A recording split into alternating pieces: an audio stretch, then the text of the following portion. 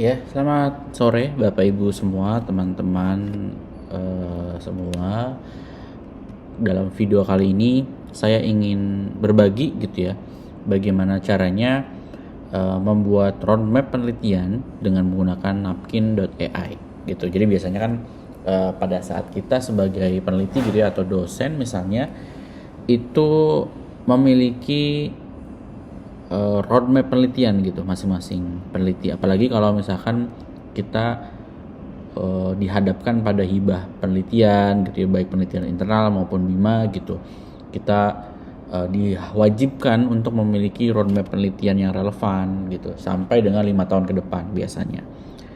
Nah contohnya mungkin seperti ini ya Bapak Ibu, ini uh, roadmap penelitian, kebetulan roadmap penelitian yang skema terapan yang sudah diterima di BIMA pada tahun 2025 gitu ya. Untuk skema penelitian terapan, roadmap penelitian saya ada seperti ini. Tapi memang ini bukan dibuat dengan napkin. Jadi saya manual ya menggunakan kalau nggak salah menggunakan Canva gitu. Jadi saya ketik satu persatu, saya desain ulang gitu kan dari awal, dan memang membutuhkan perlu waktu yang banyak memikirkan ide sampai dengan skemanya seperti ini gitu. Tapi dengan adanya napkin.ai kita bisa langsung mengenerate beberapa langsung timelinenya seperti ini atau fishbone-nya seperti ini gitu. Nah caranya saran saya adalah menggunakan ChatGPT gitu ya untuk misalkan untuk format napkinnya, karena napkin sendiri agak-agak unik Bapak Ibu. Jadi dia harus berupa bullet atau misalkan 1, 2, 3 gitu untuk membuat timeline tersebut. Nah misalkan timeline saya seperti ini ya Bapak Ibu, saya generate dari ChatGPT seperti ini. Misalkan saya ingin membuat roadmap penelitian mengenai keuangan digital untuk UMKM gitu. Buat formatnya setiap tahun mulai dari tahun 2025 sampai dengan 2030 ya. Formatnya disesuaikan dengan napkin.ai. Misal 2025, misalnya 2025 fundamental research. Ini luarannya kegiatannya apa, luarannya apa gitu, dan lain-lain. Nah, jadi nanti ChatGPT akan membantu kita untuk mengenerate sesuai dengan napkin.ai ya. Tapi ini kan sebagai contoh nih, nanti Bapak Ibu punya roadmap penelitian masing-masing, bisa diadaptasi gitu. Jadi formatnya nanti akan seperti ini Bapak Ibu. Nah ini hanya contoh ya Bapak Ibu ya. Jadi misalkan di tahun 2025 itu fundamental research gitu ya, kita menguji teori, hasilnya adalah misalkan luarannya Scopus Q2.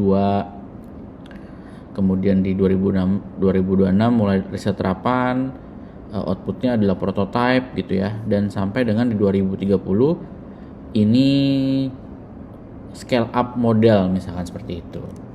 Nah jadi kita caranya tinggal copy saja Bapak Ibu di sini. Nah kemudian kita buka lagi di napkin roadmap penelitian ya, kita kopikan saja seperti ini. Nah ini hasilnya Bapak Ibu ya. Nah secara ini kan tidak bisa ya, kita hanya bisa satu persatu ya Bapak Ibu ya.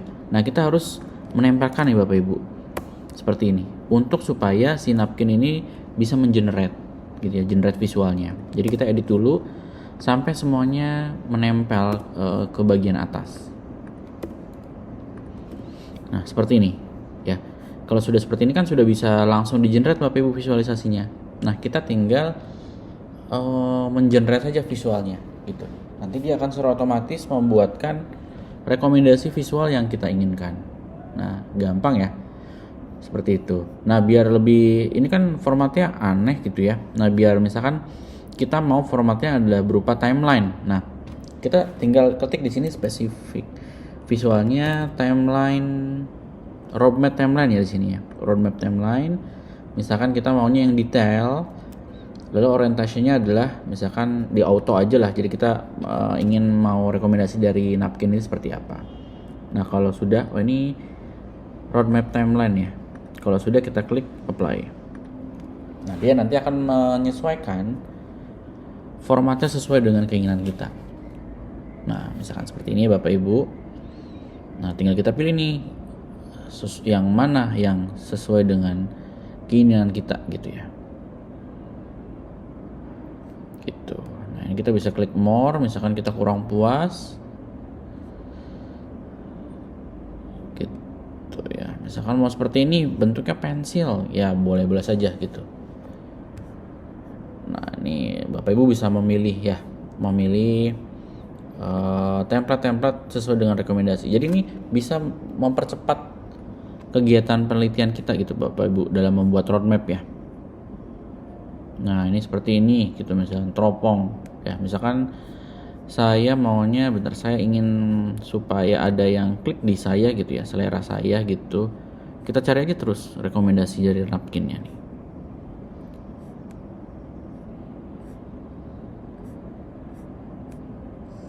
Oke, mungkin kita uji coba satu ya. Saya mau yang teropong ini ya, sepertinya ini cukup oke gitu. Nah seperti ini.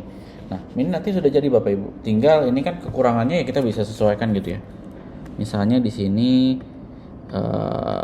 kita tambahkan 2025. Nah di sini kita misalnya seperti ini. Kita buat ini 2026 gitu. Ini 2027. Dan ini 2028. Ini misalkan kita 2029 sampai 2030. Nah, seperti ini ya. Nah, kita bisa tambahkan lagi nih, misalkan di sini kita mau menambahkan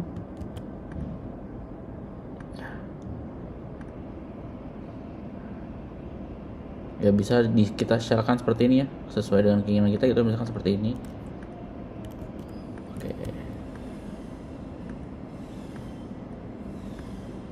Oke, misalnya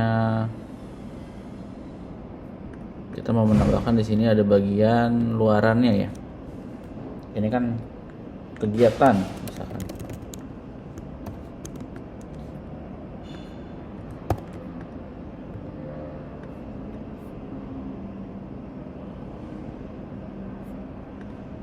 Lalu di sini ada luaran misalnya. Luarannya adalah berupa jurnal Scopus Q3 misalkan gitu. Lalu ada misalnya ada sini lagi eksperimental, ada prototype, kita tambahkan ada kegiatan. Sini ada luarannya prototipe cloud accounting. Misalkan di sini kita tulis kegiatan. Di sini juga sama ya, kita klik kegiatan. Di sini ada luaran. Misalkan ada policy brief dan feasibility study. Kita lanjut. Di sini kegiatan. Lalu di sini ada luaran. Misalnya ada luarannya integrasi ya, berarti misalkan prototipe versi 2. Lalu di sini ada kegiatan juga.